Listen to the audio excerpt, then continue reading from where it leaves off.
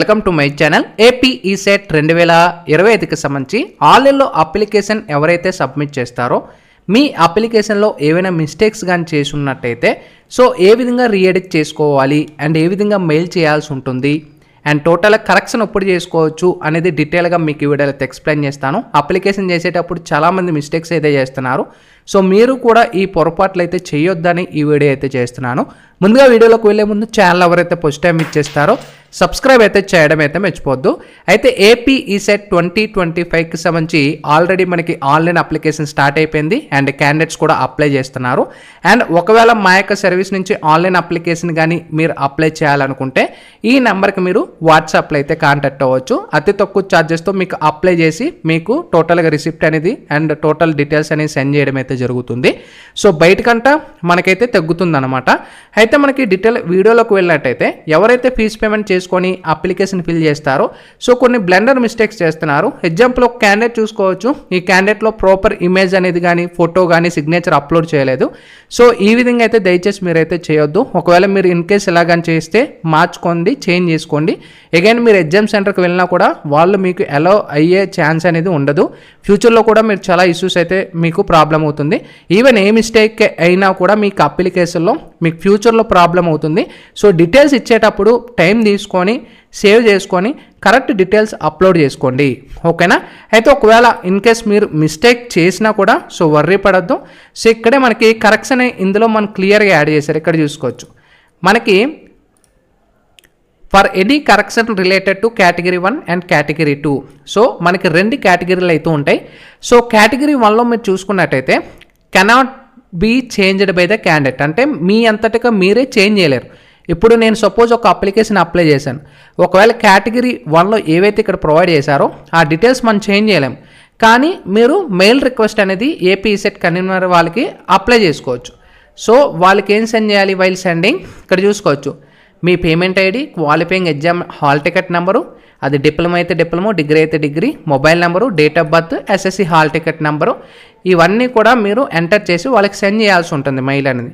ఇక్కడ మనకి చూసుకోవచ్చు ఇష్యూ ఆఫ్ కరెక్షన్. ఒకవేళ మీరు ఏపీ సెట్ బ్రాంచ్ చేంజ్ చేయాలనుకుంటే మీ యొక్క డిప్లొమా హాల్ టికెట్ సెండ్ చేస్తే స్కాన్ చేసి పంపిస్తే వాళ్ళు చేంజ్ చేస్తారు. క్యాండిడేట్ నేమ్ కానీ ఫాదర్ నేమ్ కానీ డేట్ ఆఫ్ బర్త్ కానీ ఎస్ఎస్సి మెమో అనేది స్కాన్ చేసి వాళ్ళకి మెయిల్ చేయాల్సి ఉంటుంది. సిగ్నేచర్ కూడా సేమ్ స్కాన్ చేసి మీ సిగ్నేచర్ సెండ్ చేస్తారు. దాంతోపాటు ఈ డీటెయిల్స్ అన్నీ కూడా అండ్ కమ్యూనిటీ కానీ ఫోటోగ్రాఫ్ ఇక్కడ చూసుకోవచ్చు క్లియర్గా జేపీజీ ఫార్మేట్లో మీరు సెండ్ చేయాల్సి ఉంటుంది. అలాగే మీరు క్వాలిఫైయింగ్ హాల్ టికెట్ నెంబర్ కూడా మీరు ఏమైనా మిస్టేక్ చేసి ఉన్నట్టయితే మీ డిప్లొమాకి సంబంధించి హాల్ టికెట్ సెండ్ చేస్తే సరిపోతుంది. ఇవి కేటగిరీ 1లోకి అయితే మీకు వస్తాయి అన్నమాట. ఒకవేళ మీరు ఇవి కాకుండా ఇంకా ఎక్స్ట్రా ఏమైనా మిస్టేక్ చేసి ఉంటే కేటగిరీ 2లోకి అయితే మీకు ఇందులో ప్రొవైడ్ చేశారు. ఇక్కడ మనకి ఇక్కడ చూసుకోవచ్చు items that can be changed by the candidate, అంటే మీ అంతటికి మీరే. అంటే ఇప్పుడు నేను ఒక అప్లికేషన్ మిస్టేక్ చేశాను, ఆ అప్లికేషన్లో ఇందులో ఏవైతే మెన్షన్ చేశారో అవి నేను చేంజ్ చేసుకోవచ్చు. డైరెక్ట్గా ఏపీ సెట్ పోర్టల్లోనే రీకరెక్షన్ చేసుకోవచ్చు. అది కూడా మనకి ఏప్రిల్ 24 నుంచి 26 ఈ డేట్ పీరియడ్లో మాత్రమే మీరు చేంజ్ చేసుకోగలరు. లైక్ క్వాలిఫైయింగ్ ఎగ్జామినేషన్ కానీ, లోకల్ ఏరియా స్టేటస్ కానీ, qualifying exam year of appearing passing కానీ, లేదా మీరు మీడియం అంటే ఇంగ్లీష్ కానీ తెలుగు కానీ మీడియంలో మిస్టేక్ చేసిన like place of study, mother name కానీ, స్పెషల్ కేటగిరీ కానీ, ఆధార్ కార్డ్ డీటెయిల్స్ కానీ, యాన్యువల్ కానీ, స్టడీ డీటెయిల్స్ కానీ, ఎస్ఎస్సి హాల్ టికెట్ నెంబర్లో కానీ, జెండర్లో కానీ, అడ్రస్ కానీ, మైనారిటీ నాన్ ఇలా ఇక్కడ ఏవైతే మెన్షన్ చేశారో ఇవన్నీ కూడా మీరు కేటగిరీ 2లో అయితే వస్తాయి. ఇవి కూడా మనకి ఇచ్చిన డేట్ ప్రకారంలో మాత్రమే మీరు చేంజ్ చేసుకోగలరు. ఇక్కడ క్లియర్గా కూడా మనకి మెన్షన్ చేశారు. వాళ్ళు ఏం చెప్తున్నారు, కేటగిరీ 1లో మీరు ఏవైతే ఏపీ సెట్ కన్వీనర్ వాళ్ళకి సెండ్ చేస్తారో వాళ్ళు వెరిఫై చేస్తారు. అంటే అవి మీ ప్రాపర్ వ్యాలిడిటీ ఆ డాక్యుమెంట్స్ స్కాన్ చేసిన తర్వాతే అప్రూవ్ వచ్చిన తర్వాత మాత్రమే మీకు చేంజ్ చేయడం అయితే జరుగుతుందన్నమాట. సో ఓకేనా. సో మెయిల్ రేస్ చేసేటప్పుడు కూడా సో నేను ఒక క్యాండిడేట్ మెయిల్ రైజ్ చేశాను ఇక్కడ చూసుకోవచ్చు.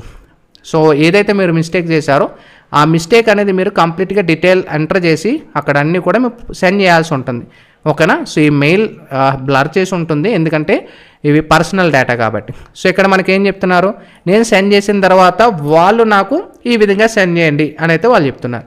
సో ఇలా మీ అంతటికి మీరే ఆన్లైన్లో కరెక్షన్స్కి సంబంధించి ఏమైనా మిస్టేక్ చేసి ఉన్నట్టయితే సో మీరు చేంజ్ చేయగలరు. సో ఎవరు కూడా వర్రీ పడద్దు, కానీ కరెక్షన్ వరకు వెళ్ళొద్దు. సో ముందుగానే డీటెయిల్స్ ఫిల్ చేసేటప్పుడు అన్నీ ప్రాపర్గా ఫిల్ చేసుకొని సబ్మిట్ చేసుకోండి, ఓకేనా. టెన్షన్ పడొద్దు. సో మనకి టైం ఉంది, ఇంపార్టెంట్ డేట్స్లో కూడా మనకి టైం ఉంది. ఇక్కడ చూసుకోవచ్చు ఆన్లైన్ వితౌట్ లేట్ ఫీ అనేది ఏప్రిల్ 7వ తారీఖు వరకు మీకు టైం ఉంది కాబట్టి టైం తీసుకొని ఫీజు పేమెంట్ అనేది కంప్లీట్ చేసుకోండి. ఓకేనా. సో వర్రీ పడద్దు, అప్లికేషన్ చేసేటప్పుడు బ్లండర్ మిస్టేక్స్ అని అయితే మీరు చెయ్యొద్దు. ఓకేనా. ఇది అప్డేట్ అనేది. ఇంకా మీకు ఏమైనా డౌట్స్ ఉంటే కూడా కామెంట్ సెక్షన్లో తెలియచేయచ్చు. Sign up bye friends. Thank you.